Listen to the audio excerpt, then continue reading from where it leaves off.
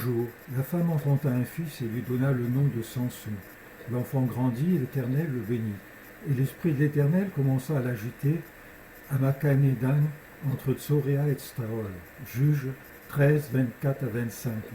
Et que dirais-je encore, car le temps me manquerait pour parler de Gédéon, de Barak, de Samson, de Jephthé, de David, de Samuel et des prophètes, qui par la foi vainquirent des royaumes, exercèrent la justice, obtinrent des promesses, fermèrent la gueule des lions.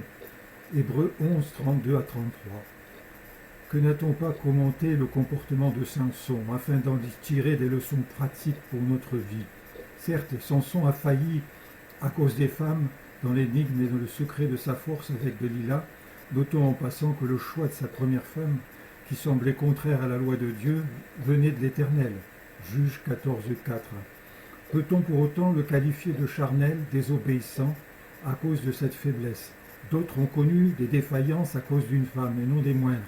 Citons Abraham, David et surtout Salomon, qui aima beaucoup de femmes étrangères. Entraîné par l'amour, son cœur se détourna de Dieu. Quant à la fin tragique de Samson, nous ne pouvons pas raisonnablement l'assimiler à un suicide. Il semble plus correct d'y voir le sacrifice de sa vie pour accomplir le plan de Dieu, commencer à délivrer Israël de la main des Philistins. Cela ne nous suggère-t-il pas l'œuvre du Seigneur Jésus?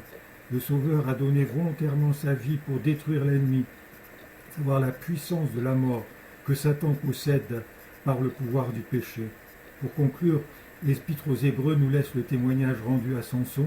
Il figure dans la liste non exhaustive des témoins de la foi avec David, Samuel et les prophètes en attente de la perfection.